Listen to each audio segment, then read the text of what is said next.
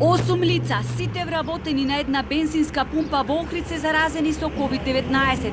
Прво заразениот бил диагностициран на 11 април, а останатите продолжиле да одат на работа цела недела, се додека не биле тестирани.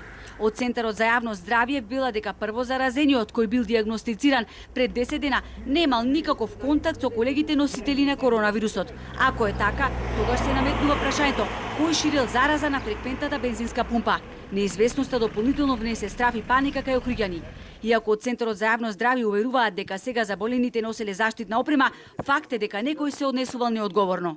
Значи, повторно велам, има и контакт значи со раце, со носеле, не носеле маски во тој момент, значи тоа не можеме да го откриеме заради самата фреквенција на работа и заради самата природа на работа на бензинската пумпа.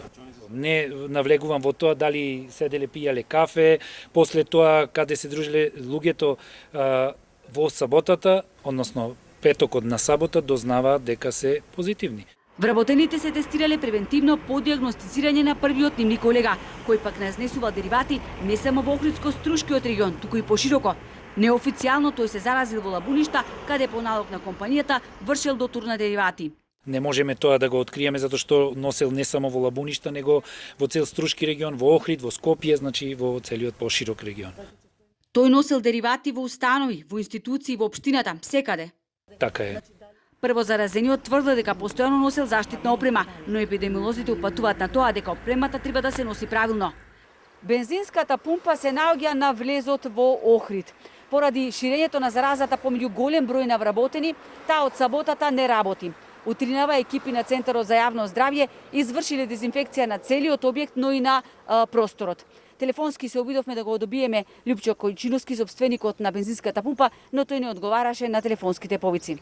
Којчиновски, кој во охридската јавност е познат како долгогодишен градоначелник на општина Дебрца и не е меѓу заразените. Сакавме да го прашаме дали некој ќе понесе одговорност со оглед на тоа што бензинската непречено работела, а вработените кои сега се диагностицирани со опасниот вирус доаѓале во контакт со луѓе кои точеле деривати на бензинската.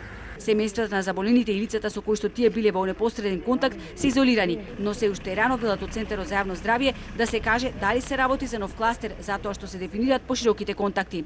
Инаку во Охридско-Струшкиот регион досега се тестирани околу 300 лица. Во Охрид бројот на заразени се искачи на 15, а во Струга 55.